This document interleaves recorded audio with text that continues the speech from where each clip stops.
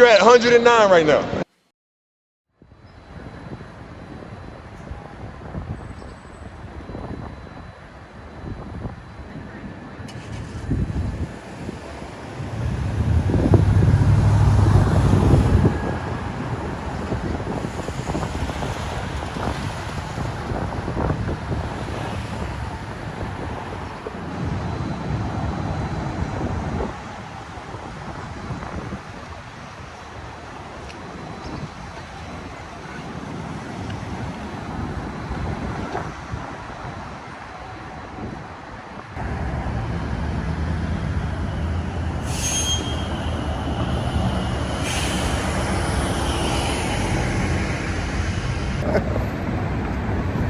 Yo, I'm standing in front of the North Face in Seattle. I'm wearing the North Face. I learned about the North Face when I was in Korea.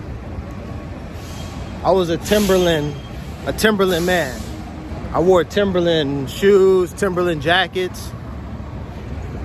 And then when I got to Korea, I noticed the Koreans wore the North Face, and I was wondering, like, what's up with that brand? So I did some research and I discovered that it's a California brand. And I don't know if it comes from Seattle, if it comes from San Francisco, Berkeley, or wherever. But I bought into it. After seeing the Koreans wear it, I was like, let me get some of that. So I've been wearing the North Face ever since.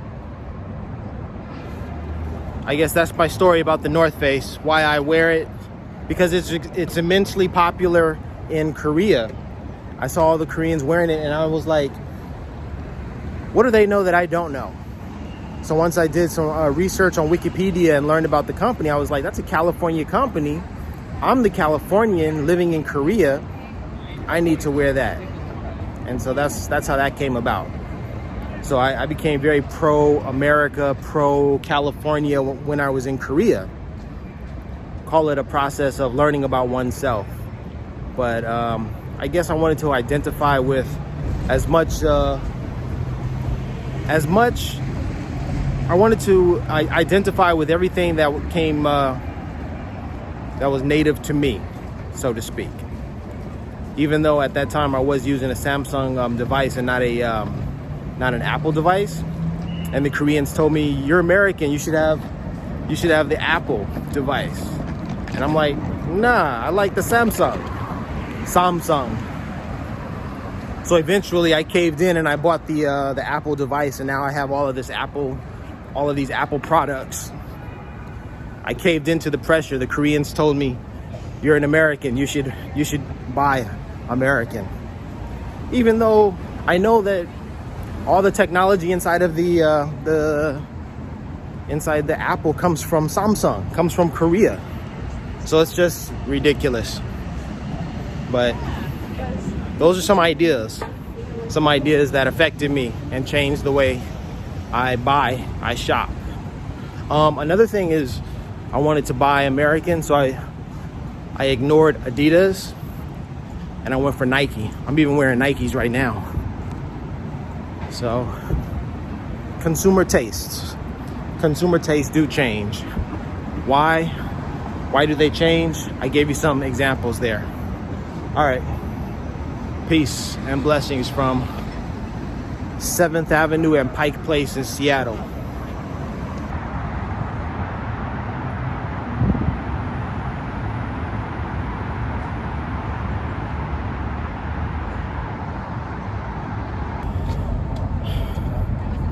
All right, Starbucks Reserve.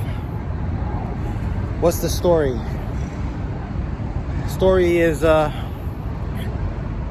Seattle and Starbucks go together like a key and a lock, like a hand in a glove. So here I am at Starbucks in Seattle. This is a Reserve. I've been to the Reserve in New York. I've also been to the farm in Costa Rica. Ooh la la. I'm the man. I've been around. Now we're gonna check out Seattle. Starbucks Reserve.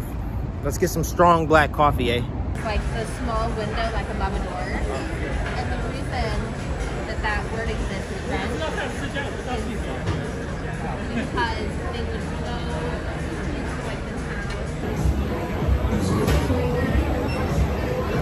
So the story of coffee is that a Chaldean Ethiopian goat herder noticed that his goats, after eating some berries off of a tree, became energetic.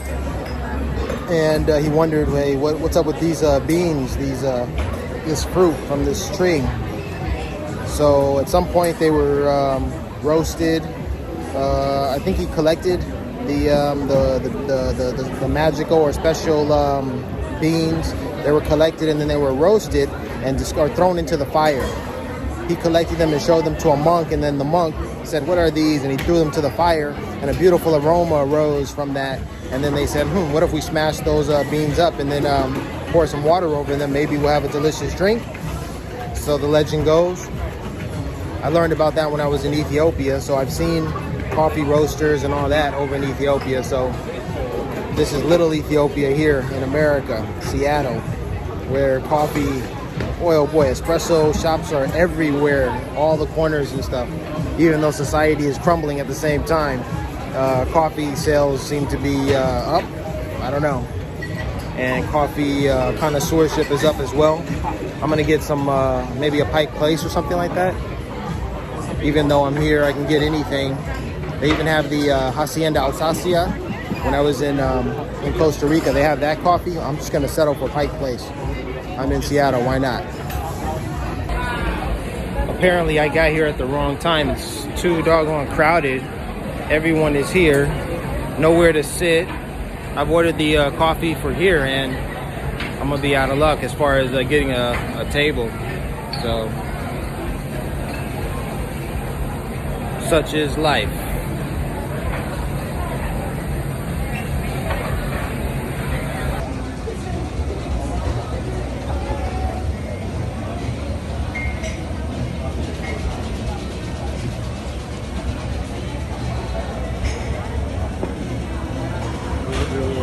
Baby giraffe food.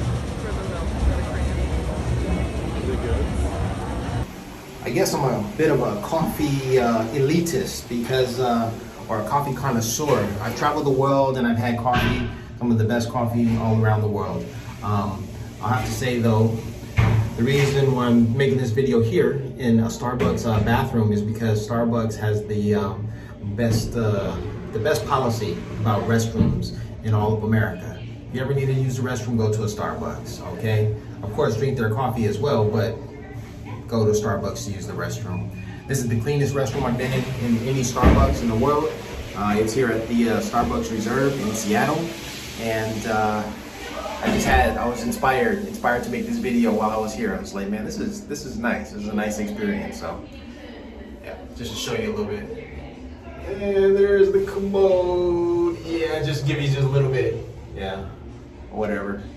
Disgusting, you may call it, whatever, but this is pretty doggone clean. Last time I was in a very clean restroom like this was probably in Switzerland. Public restroom, that is. So, all right, I'm just doing my thing, right?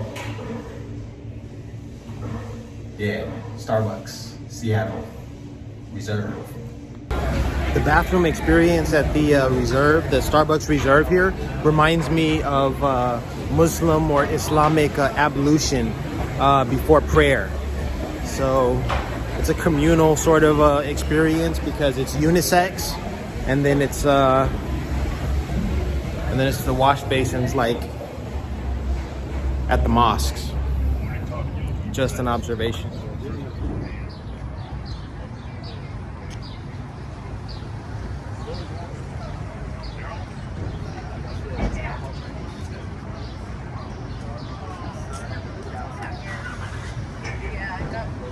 When did it get so hot out?